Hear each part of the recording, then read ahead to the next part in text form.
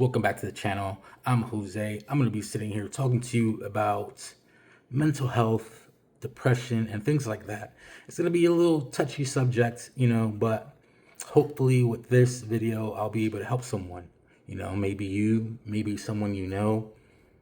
So give it a try, listen. Maybe I'll be able to point some things out for you. Maybe you're going through something and you need a little advice. I'm the guy for it. So tune in, guys. It's gonna get crazy. My name is Jose. Like I said in the beginning of the video, I've always suffered with depression since I was little, and PTSD and mood swings and anger issues. I'm just a mess. Honestly, I'm a mess. Right? I moved here when I was younger from Puerto Rico with my mom, dad, and my sister. My sister was sick at the time. She still is. And we moved here to get her better and adequate help, because they had better doctors and hospitals here. So we moved here for that. In the beginning, when we moved here, life was a bit rough. And not a bit, it was a lot of rough, going back and forth to the hospital with my sister, and my sister being in the hospital for weeks, months, days on end, and my parents pretty much being here by themselves. I had to go with them, and I would have to sit in the waiting room by myself for hours on end. For hours, I mean hours. And they had like a little couple of toys and a few kid books in there, but that was all, And I would sit there for hours on end, waiting for my parents to be done with my sister and then take me and go home, And that was pretty much a lot of my childhood, and not to mention, my dad, when we moved here, I don't remember him doing this in Puerto Rico, but kind of started drinking a bit, and not a bit, like a lot, And I don't know what he was going through or whatever, but, he would come home drunk and just be out there and, do dumb stuff. And I would have to sit there and watch that, or try to stop him from doing things he was doing. And as a child, you shouldn't have to do that, especially at my age. I was young.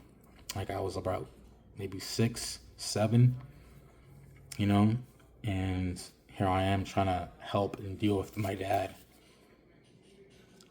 and I don't know. He was just angry. He was angry. He was an angry person when he drank.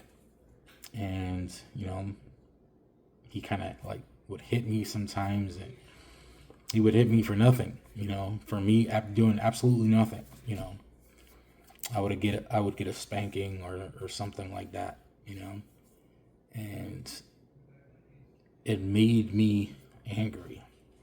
I'm an angry person. I'm resentful, I don't respect authority, and I'm just like I'm a handful when my anger gets up there, But at the end of the day, I believe that it wasn't because of me. It was the way I was raised and the things I've been through, and it was bad. It was pretty bad growing up, And I'm not gonna get into details because at the end of the day, my dad's still around, my mom is still around, and I don't want them one day going and clicking on my video and see me sitting here talking junk and saying their business. But the way I was raised affected me a lot. With my dad drinking, putting his hands on me pretty much for no reason sometimes. And it was about, 95% of the time for no reason, and it affected me, my mom, as my mom, not being there for me at all. I can sit here and not remember not one time that my mom came up to me when I was a little kid and hugged me and told me she loved me or that she was proud of me. Not one time. Not one time. You know? And, that affected me a lot too. Not growing up in a home where people cared about you and showed you love and showed you affection. My parents wouldn't let me go out in the summertime. I couldn't go out. Me and my sister, we couldn't go outside at all. Only like if we were going to the store or something with my parents. We couldn't go out. So I would sit in the window in the summertime and watch kids outside from my room window having fun and being kids and enjoying their summer, and I couldn't. I would have to sit there and watch, and kids from the neighborhood would come up to the window and point up at me and make fun of me for not being able to go outside and play with them, and not doing that or allow me to do that again affected me growing up. It didn't give me the tools I needed for being an adult, like interactions with people and knowing how to act or what to say or how to be social, because I'm not a very social person. I like sticking to myself. But again, it's all because of the way I was raised and the things I had to go through, So not being able to go outside and play with the kids and, things like that made me kind of antisocial. And it sucks, sitting there and having the kids from outside fucking making fun of me and pointing up at me and laughing at me. It sucked a lot,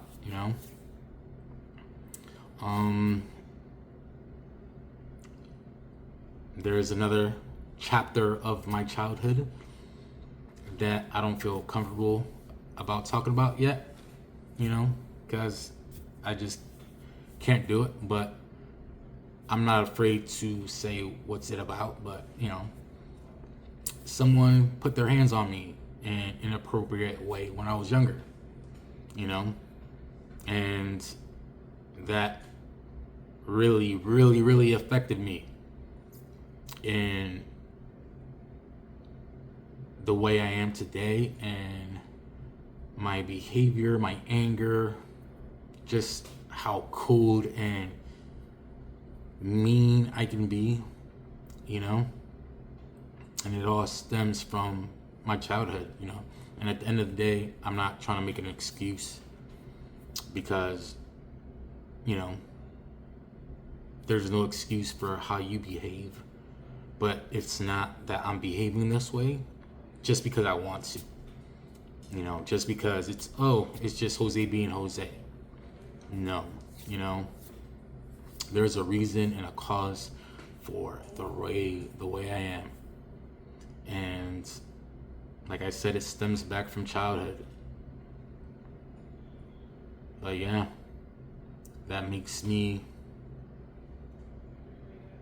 just not like men, I don't like when a man touches me. I don't like when a man puts his hand on me.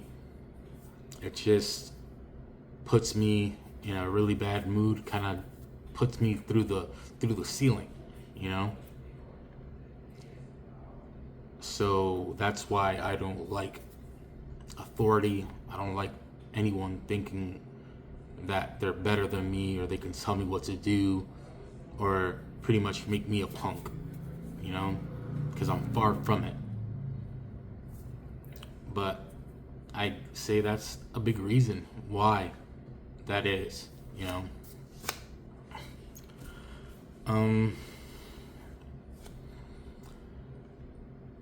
I've always watched things on TV, watched movies and how families are on TV. When I moved here, I learned pretty much to speak English by watching TV. And if you hear me, I sound like I just speak English, you know? Like I don't have an accent. It's not, oh my God, broken Spanish or anything or broken English. But it was through watching TV and going to school. But watching TV, I would watch shows where, it's this beautiful, amazing family and they loved each other and spent time together and played and did family things. Or Christmas rolled along and it was Christmas trees, decorations, and gifts for the kids, and just a beautiful thing, you know. So I always thought that that was what life was. I always thought that life was supposed to be that. That was life. But then when I sat there and looked at what my life was, I was like, I don't have that. Why don't I have that? Am I not good enough to get any of those things? What's wrong with me? And it was just like cold at my house, pure cold at my house. And I remember Christmas would be rolling along and I was at school, and when you used to go to school back in the day, they would have these big papers, construction paper, and I got a green one, and it was a pretty big one, and I can draw, pretty good. I'm okay. So I got this big green construction paper, and I traced a outline of a Christmas tree on the construction paper, and then I cut it out. And then I took different colored construction paper and I cut out little circles, and I glued them to my Christmas tree, and I put some glue on the circles and sprinkled glitter on it to make it look like a Christmas tree. I cut out a little star, I stuck it at the top, and I took it home. And I taped it to a wall in the living room because my parents never, ever bought a Christmas tree, and being a kid, who doesn't want a Christmas tree? Who doesn't want to wake up on Christmas morning to a Christmas tree with gifts under it? It doesn't have to be a lot of gifts. Shit, one gift. So I never got that being a kid. So I made my own Christmas tree, stuck it in the living room, and I thought, hey, maybe with this, Santa Claus will come to my house and bring me a gift, right? Because I was little, I still believe in Santa Claus and all that baloney. And come Christmas, nothing, not a thing, And again, being a kid, that freaking shattered me. That broke my heart. Every year, that broke my heart until, I was big enough to know that, hey, it's your parents, and your parents just, are your parents. Like, again, I'm not going to sit here and say mean things about my parents. But yeah, and it would break me, but it wasn't that they couldn't do it or they didn't have it, because if that was the case, I would understand more. But that wasn't the case, because my mom, there used to be a thing called Finger Hut, and it was like this magazine that would come to your house with a bunch of stuff that you can buy. It was like what's the word? They would come in your mail, and it was like a book with like stuff for you to buy, and it was called Finger Hut, right? Or QVC on TV, the Home Shopping Network type of channel thing. And she would always be buying things. There would just be package upon package upon package coming to the house, with things my mom bought for herself, Or at the end of the day, my pops. Like, I know, he paid the rent, he paid, the bills, but he had money for his cigarettes. He had money for the liquor. And again, us, their kids, didn't get anything for Christmas. No Christmas trees, no, not even a hug or a kiss. I can't even remember them coming up to me on Christmas and giving me a hug and a kiss and telling me they love me at all. And it's not that I'm old and I forgot. I remember my life like it was yesterday. So it was just that, I don't know, they just didn't care. And I can't say never, because before we moved here from Puerto Rico, in Puerto Rico, we would celebrate the Three Wise Men.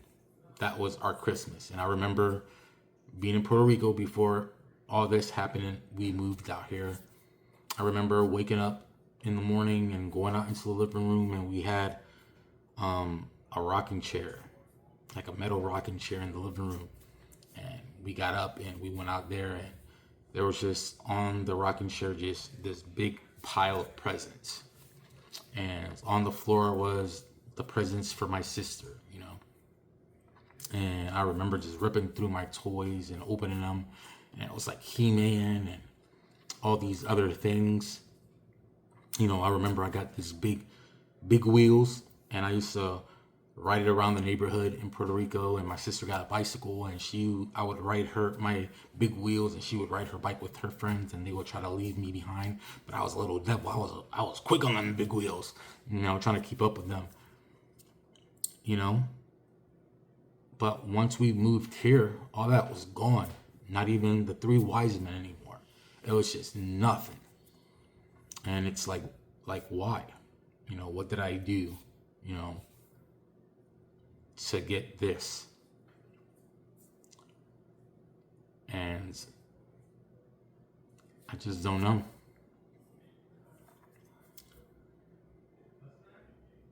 When I was younger, I was good in school.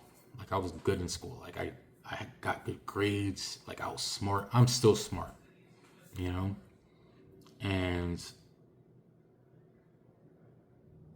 there was this one moment, right? That it was the morning time. It was maybe 7 in the morning. And we were all up getting ready for the day. My dad was getting ready to go to work. And these two boys that were in my class came to my door. They lived in my neighborhood. Came to my door and knocked on the door. And I looked out the window and I was like, yeah, And they were like, oh, we need to tell your dad something. Where is he? Can you tell him to come to the window? I was like, yeah. Got my dad. My dad went to the window. The boys told my dad that I was being bad in school and that I got in trouble and that my dad needed to come and take me to school to speak with the teacher. And my dad lost his shit. And I tried to tell my dad, hey man, it's a lie. That's not true. I'm being good in school. I got good grades.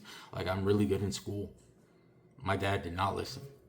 My dad beat the living baloney out of me. And after he was done, he took me to school. Took me up to my class and waited for the teacher to come out into the hallway. My teacher did, and my dad said, I heard that he was being bad and that he got in trouble and that I needed to come and bring him to school and speak to you. The teacher looked at me and then looked at my dad and she was like, what are you talking about? Jose has been nothing but good in this class.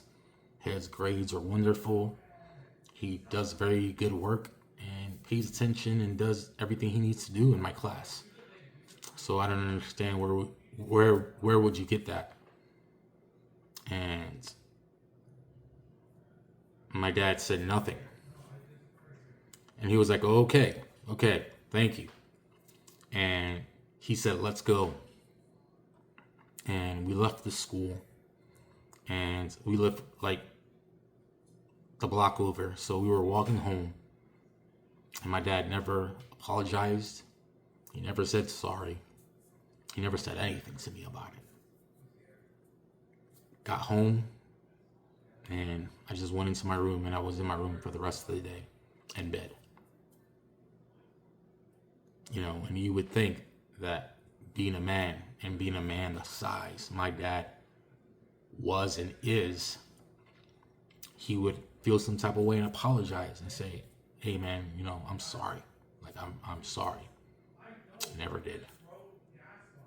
You know, and that's another of those things that I have right here that I hold on to, that makes me angry, that makes me feel the way I feel. You know? And that anger and that feeling has kept me in this dark place pretty much my whole life. And it has taken opportunities and moments that I wish that I could get back, but I can't. You know, life moves on, and you gotta learn to move on with it. So I missed out on a lot of things because of this anger, this darkness that I have. And I just kept living life from that moment on, you know, just closed off.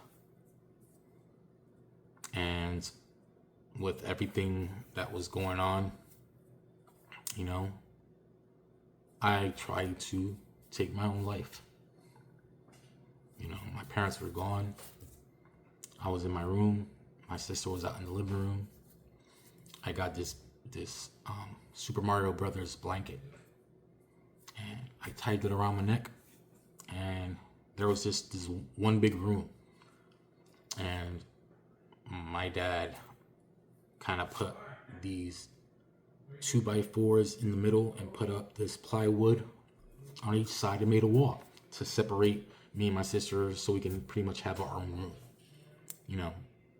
And one of those times where my dad kicked my butt and I had he had a reason to, out of that 5% of the time, you know, it was thin plywood, and I would break it.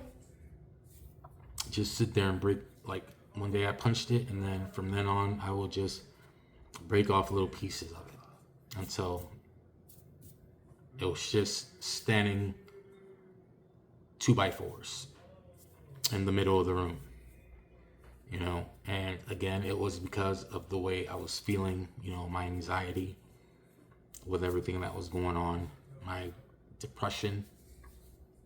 So it was just 2x4s hanging in the middle of the room. So I took the sheet, wrapped it around my neck. Well, I took the sheet, wrapped it around my neck, then I pulled a chair to the 2x4 in the middle of the room. And I got up on the chair and, you know, jumped off.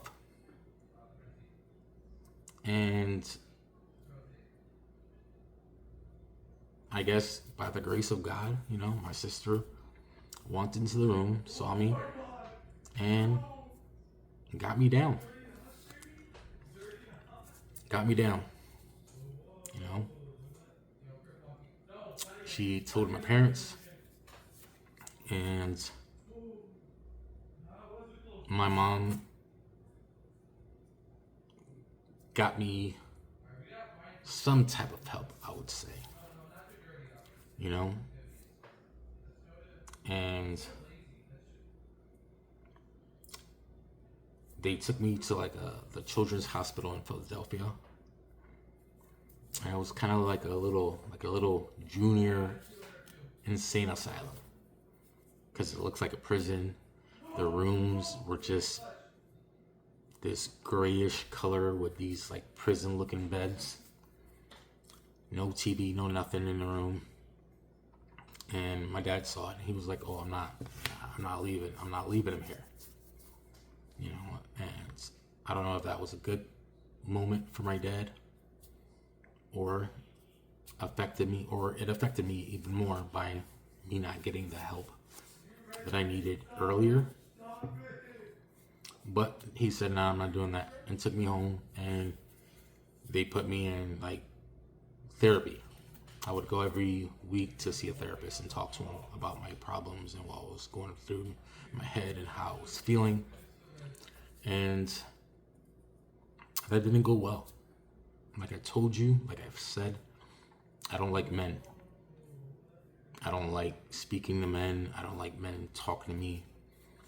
I don't like men putting their hands on me. You know, so it was hard for me to speak to that therapist. And at the moment, I was young. I was a kid.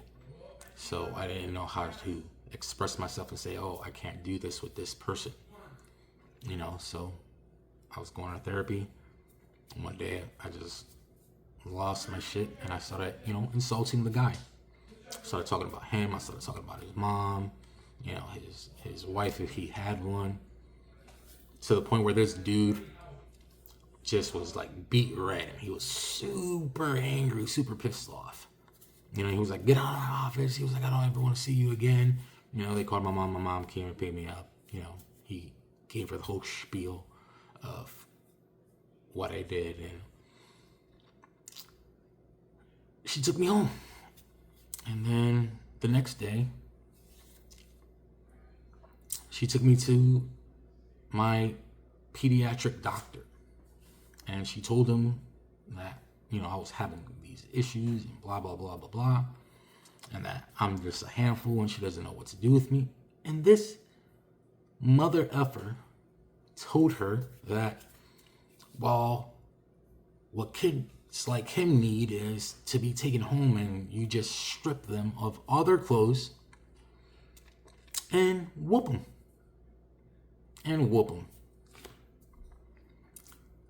So my mom took me home and she said, "Wait until your dad gets home." All right. Dad comes home. I'm in my room. I'm terrified. I'm shitting bricks. Dad comes home. I hear him come up the steps, goes into the bed, their bedroom, and I hear them in there, and then I just hear him down the hallway towards my room. Comes in, mom's standing behind him. My dad tells me to take all my clothes off. So I do, and then he begins to whoop me with his belt. Just whooping me with his belt. And I'm trying to block as much as I could, and my dad's type of beating was where he would hit you and be like, "What did I tell you?" So it was like with every word he said, he made sure he got one lashing in whatever with every word. He made sure he got that lashing in with every word. And he did that until he was done speaking. And then grabbed my clothes, threw it at me, and they walked out of the room. And that was only that one time where they took my clothes off and my dad beat me with the belt. But again, that's one of those other memories and moments that are burned in here that affects me every day. So life kept on like that for a while, and I was finally a teenager. I was 14, maybe 15, and my diabetes was pretty bad because I became a diabetic. It was pretty bad. Like I was pretty much bones with skin thrown on it. That's how bad I was, and my diabetes was. But I was just still angry, right? And my sister was getting married to this guy she met, and my family came from Puerto Rico for the wedding, and they were staying at our house, and we were all gathered in the living room. They were talking. My parents, my aunts and uncles, and a few cousins, and they were all in there talking. And I was in the living room with my dad. There was the sofa where I was sitting, and in front of the sofa, there was like a one-person chair, like a one-person sofa. And my dad was sitting in that. And over here was the TV. So I'm kind of sitting this way, playing my video game. And they're talking, and they're being really loud. And I said to my father, well, not to my father, just in general, where everybody could hear me. I was like, can you guys, please keep it down a little bit? And my dad gave me this look that if looks can kill, I would be dead. And he got up and he slapped me across my face in front of the entire house. Everyone that was there, just clean across my face. And I started to cry, and all that anger that I was holding and all that shit that I had built up inside me just exploded. And I jumped up and I punched my dad in the face, and we started fighting, and family members came, broke it up, separated me, took me into the kitchen. My dad was still in front of the little sofa thing he was sitting at, and they were holding him, and I was by the dining room table. There was a bottle of hot sauce, them glass bottles, and I grabbed it and I smashed it on the table. And I tried to make my way back to my dad, but there was just too many people. They held me, and they took me into my bedroom, and I punched my bedroom window. That right there, that's the scar that I got from punching my bedroom window after the fight with my father. And it was just gushing blood. I mean, it was just like, for the moment and the time, the most blood I've ever seen. How much blood was coming out of there. And they came, they wrapped my hand, they took me to the hospital, and I got stitches. And from that moment on, my dad never put his hands on me again. And I have the scar to remind me of that day. Of the day that I said that no one would ever put their hands on me again.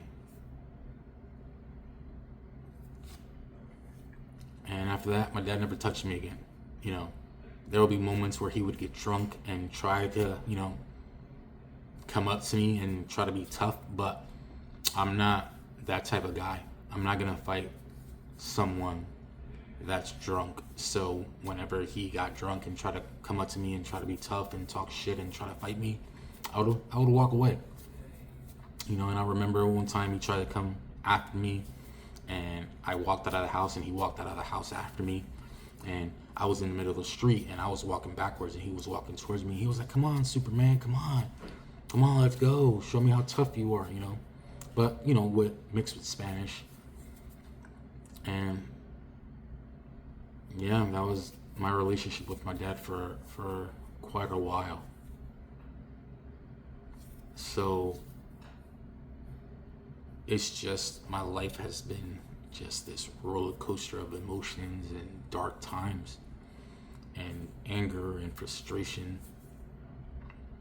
And it's just been really tough. And I've always been angry. I've always been in this dark spot. But recently, I've been trying to do better, and I've been doing better with my anger. Of course, nothing's perfect and nothing's gonna happen right away. But I have improved. I have become better, even if it's just a little bit. I've become better.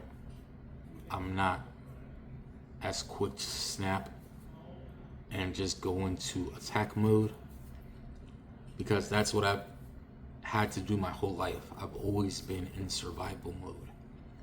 I've always been in survive and attack mode my whole life. And that's not a nice way to be or live or anything for a kid or for anyone. Always living life in survive mode, you know. And I've come a long way, you know. For some people it might not look like I have, but I have, you know. And sometimes I take a few steps back, but I try to make it up by gaining 10 steps forward. And yes, on some occasions I fall back into those moods and those feelings, because it's hard to fight depression. That's a terrible disease. Depression is a terrible disease, and it's hard to shake. It's hard to fight off. Some days it's crippling. You can't do much. You don't want to do anything. Even the things you love doing, you don't even want to do, because of depression, the anxiety, the anger, just the feeling of hopelessness.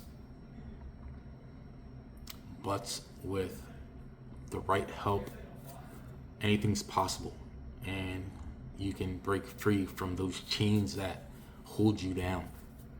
And I'm trying to break free. I'm still chained up, but I'm trying my hardest to break free. And I'm gonna break free eventually. You know, I've started going to church, something that I said that I would never do, because I'm gonna be real with you guys. I don't really ever believed in that God stuff, because if God was real, I told myself, why does God have me going through this? He's supposed to be there for me. He's supposed to protect me. He's supposed to help me. Why is God putting me through these things? But I've tried everything. I've tried therapy. I've tried medicine, and nothing's helping quite the way I want it to. So maybe I am missing something. Maybe I am missing that part to be able to break free. So I went to my first church meeting or whatever, church on Sunday. This past Sunday that just passed, I went to church. And it was something, you know.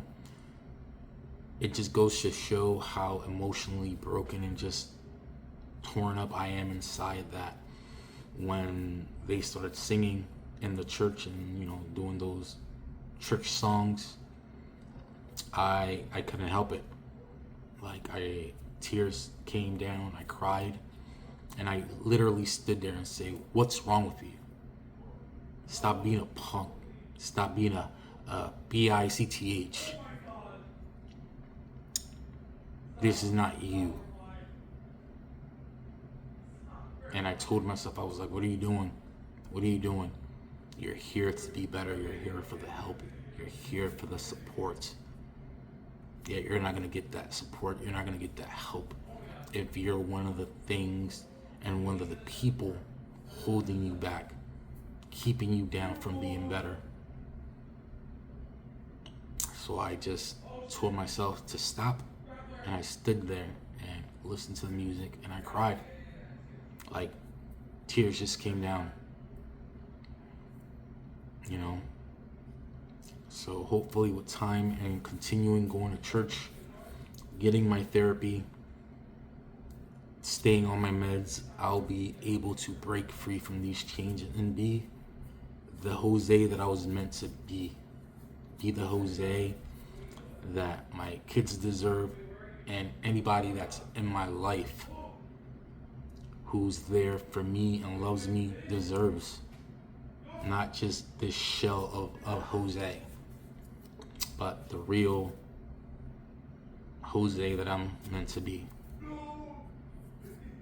Don't stop fighting. Don't stop believing that you can be better. Keep going, even if people make fun of you or say that you're a punk for trying to get the help that you need. Keep going, because they don't know anything. They're not about you. Keep fighting for better days. Keep your head up and know that there's people by your side that love you and would do anything to see you happy and be a better person. So keep going. I'm here with you, and make sure you subscribe, hit that like button. Thank you for listening. Come back next time, guys.